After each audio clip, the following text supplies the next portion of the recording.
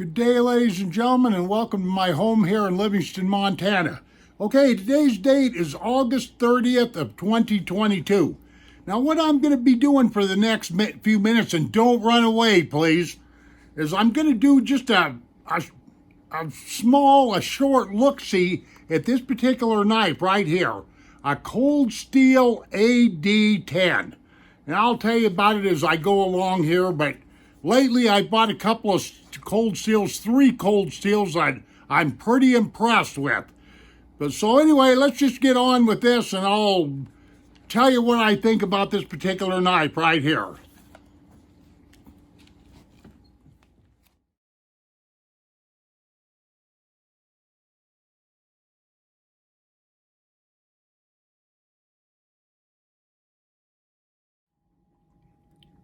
Very well, ladies and gentlemen, let's take a look at this Cold Steel AD10.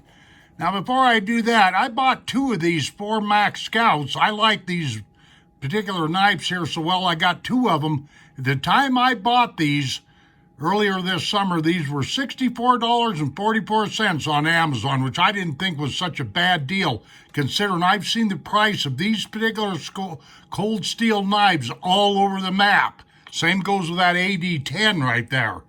I got this one right here for $107 on Amazon, which, here again, that was a good deal because I've seen these priced at $200 and above. Okay, let's stop burning daylight and take a look at this. AD, I'm pretty sure, stands for Andrew Demko. That AD right there, that's the guy that designed this knife, the Triad AD, Andrew Demko lock, and so forth and so on. So anyway, here's the box. Let's take a little look at this right here while we're here. Okay, this has got that better steel in it, S35VN. This particular piece right here weighs 6.9 ounces. It's a lot lighter than the Max. The blade is 3.5 inches. The Max is 4 inches. The overall length is 8 3/4 inches on the Max. There, it's 10 inches. Okay, the handle is 5 1/4 inches. It's made out of G10. The Max knife there has got Gryvix on the handle, and the blade thickness is 3.8 millimeters, okay? There we go with that box thing. And then what they do is they give you an extra clip right here in case you want to reverse sides on how you carry this. So that's the way they solve that problem. I'm not going to worry about that too awful much because I'm a right-hand carry guy. Okay. Now, here's this AD10 right here. This is really, I got to be careful with this knife. This thing is sharp as all get out. In fact, the other day I was messing around with this, and this doggone blade closed on me, but just barely, not with any force. Let me see if I can find it. I thought for sure I really whacked myself a good one, but I didn't. So, yeah, guys got to be careful with these kind of knives right here. They'll seriously injure you. But anyway, just starting off here, I read basically everything I need to as far as length and all that goes. But let's just kind of go over this one more time here for people that may be interested. What do we got here? 5 and some odd inches here, if I can get a hold of stuff. 5.5 inches, did I say? Yeah, right at 5 inches or so. And across here, I know doggone well we're probably looking at a little under 5/8 of an inch, and the blade, here we go on that, 3.5 or somewhere in there. It's got fairly nice thumb studs, as you can see, what they call these pyramid or whatever have you. The jimping on this is kind of weird. It doesn't go down into the lock bar right here, but nonetheless, I see a lot of reviewers are whining about this jimping. Personally, myself, I don't mind it. To me, this is a very comfortable knife. This handle is shaped very, very comfortably, just like on these Maxes, just like on this guy right here. And so I got to congratulate Cold Steel because they did a real excellent job as far as I'm concerned, especially when it comes to the handles on these knives. Or I should say, maybe I should congratulate Andrew Demko instead of Cold Steel. But anyway. Okay, now on this steel right here, of course, you know, I already said this, but right there, if you can see that, let me see if I can pull this up, S35VN. And of course, this knife is made in Taiwan, but If it wasn't, the price would go clear through the roof on these. I've seen some custom Demkos that are pushing $500 and $600. Yeah, so you'll want to stick in with these particular models right here, these Taiwanese, if you want to get a cheaper price, because Cold Steel basically puts these ones out right here, not the custom jobbers, so people can afford them.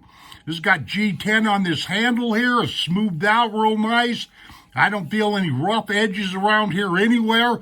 Matter of fact, on all three of these knives I bought, 1, 2, and 3, I haven't found anything wrong with them at all. This has got a flat grind. I'm pretty sure it's flat grind on this blade right here. Swedging up here on the top. Back in here, this is an aluminum backspacer, believe it or not. Aluminum. Supposed to be a little pummel there, I think. Great big lanyard hole there. This is aluminum liners in here. Okay, and here's your pivot, of course. I'm not exactly sure. I think this is T10 or T9, and of course these are those famous T6s that everybody hates. But real good knife, and of course the triad lock is right here. Really sturdy, Cold Steel touts this is one of the strongest knives on the market. Do I know that? I don't know, but I just know one thing. This knife is really tough. It looks built real well. It feels like it's built real well. It is built real well. That's my opinion of it all. And all that. And this is one of these kind of knives that, this is a beater for sure, and it's a heavy knife. A lot of people may not want to carry this in their pocket. You could get a sheath for it, I suppose. Got a great big old clip here that a lot of people hate. I see a lot of people gloating over these type of knives, these Cold Steel knives, and I see a lot of people whining. Personally, myself, I like them. These things are sturdy, they're well built, and all that other stuff. You can catch them on sale. That's my point. Because this AD10 right here is, we're talking like $150 or something coming out of the gate. But if you watch Amazon and you watch sales and stuff, like I say, I picked this up for $107. And then these Scouts right here I got for $64.44. So there you are with all that. Now, I haven't owned these long enough to give you a long-term report, if you will, but I've been messing with knives for 60-some years, and I know good cutlery when I get my hands on it. And this right here is some burly, heavy-duty stuff. Now, if you want a gentleman's knife, a petite type of knife, this isn't the way to go. But if you want an outdoorsy, a more burly type of a knife, a field knife or whatever have you, this is the way to go. Especially at these prices that I've been quoting you. So there you are and all that stuff. And I'll go back upstairs and say goodbye. I hope I showed off that well enough and gave you a good report anyway.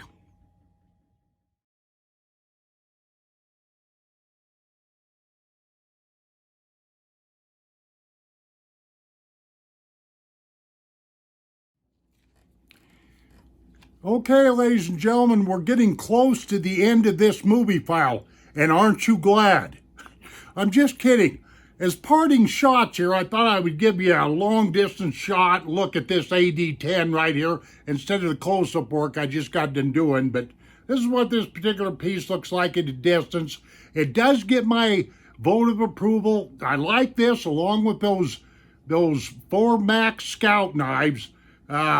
These knives, it's my understanding, or this group of knives, are Andrew Demko designs. This guy really must know what he's doing because, like I say, these are very stout knives. They're strong knives. They're burly knives, whatever you want to call it. And they get my vote of approval.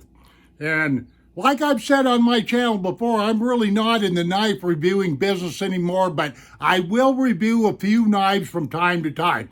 And while I'm thinking about it, please sign up for my channel or sub to me. Give me the finger. Don't give me the finger.